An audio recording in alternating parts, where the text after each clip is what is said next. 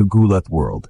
Alexandra Alex Ayla delivered another gutsy win sa Suzhou Open WTA 125 sa China, matapos talunin ang veteranang si Greet Minin ng Belgium sa isang marathon 3-set battle, 7-6, 6-7, 7-5 para makapasok sa quarterfinals ng torneo.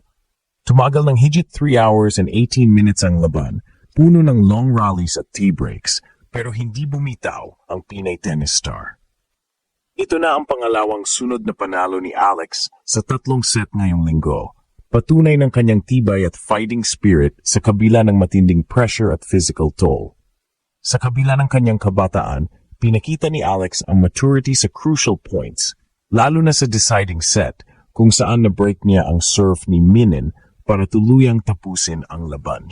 Ang panalo na ito ay nagdala kay Ayala sa kanyang unang quarterfinal appearance sa Suzhou at isa na namang malaking hakbang sa kanyang world ranking climb. Next challenge, si Viktorija Golubic ng Switzerland, ang ika-6 na seed ng torneo. Malaking hamon ito para kay Alex dahil mabilis at malinis ang naging kampanya ni Golubic. Panay straight sets wins 6-2, 6-3 at 6-2, 6-0. Mas fresh at rested ang Swiss player, samantalang si Alex ay halos 6 oras nang naglalaro sa loob ng 2 araw.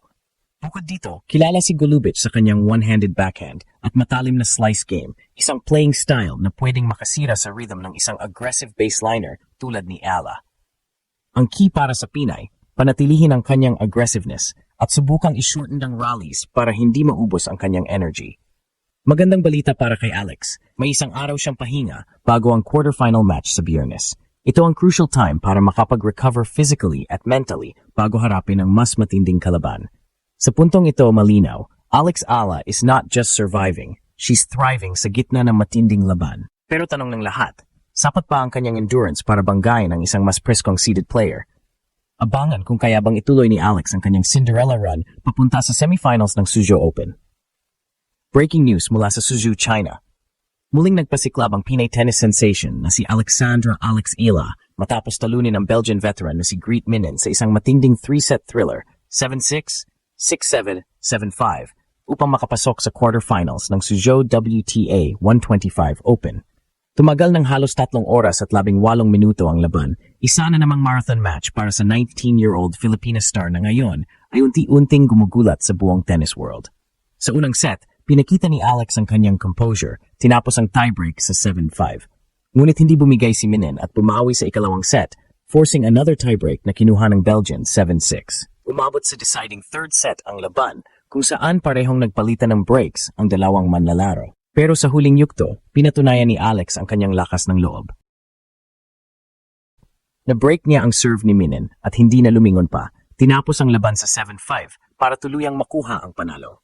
Ang resultang ito ang nagsilbing pangalawang sunod na 3 set na laban ni Alex ngayong torneo. Sa kabuuan, halos 6 na oras na siyang naglalaro sa loob lamang ng 2 araw, na malinaw na magdadala ng fatigue at physical challenge. Gayunpaman, ipinakita niya na hindi lang basta talento, kundi matinding grit at fighting spirit ang kanyang puhunan.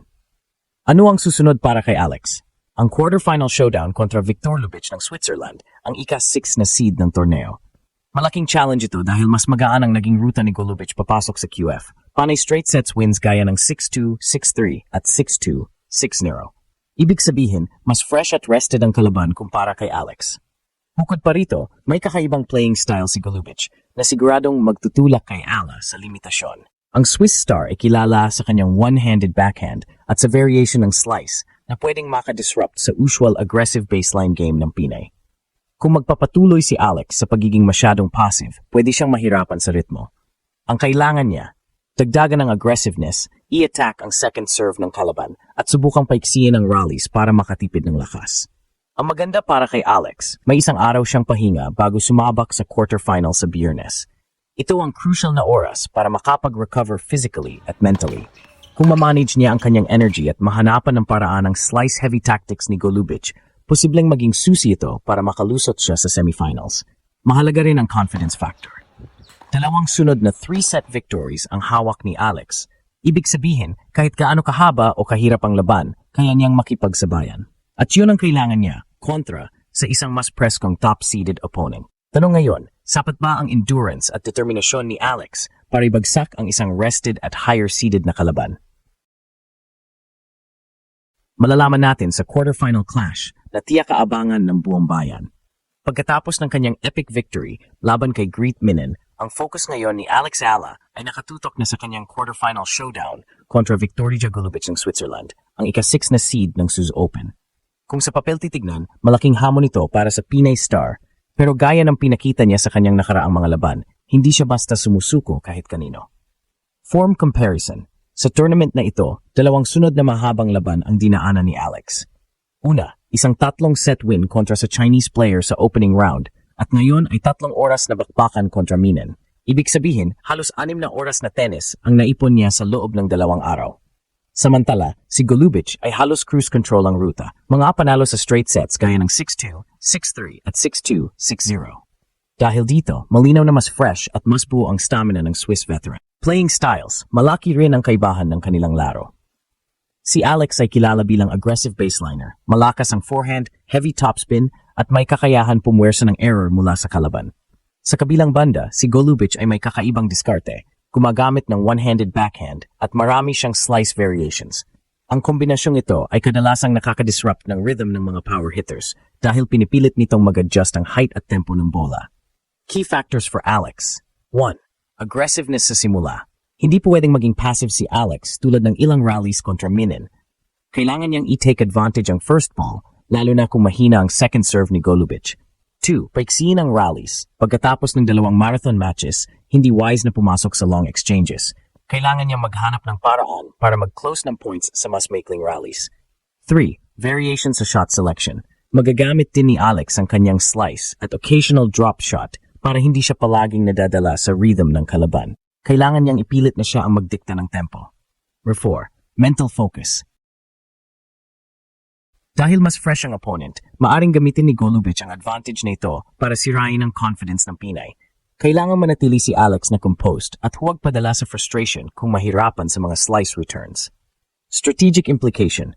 Kung mananalo si Alex, makakapasok siya sa semifinals ng Suzhou Open, isa namang milestone sa kanyang professional career. Dagdag pa dito, malaking boost din ito sa kanyang WTA ranking, lalo na't ang field sa Suzhou ay loaded ng seeded players. Sa bawat panalo niya, mas lumalapit siya sa kanyang target na top 20 ranking sa mundo sa hinaharap. Pero malinaw ang realidad. Fatigue at playing style mismatch ang magiging pinakamalaking sagal kay Alex sa laban na ito.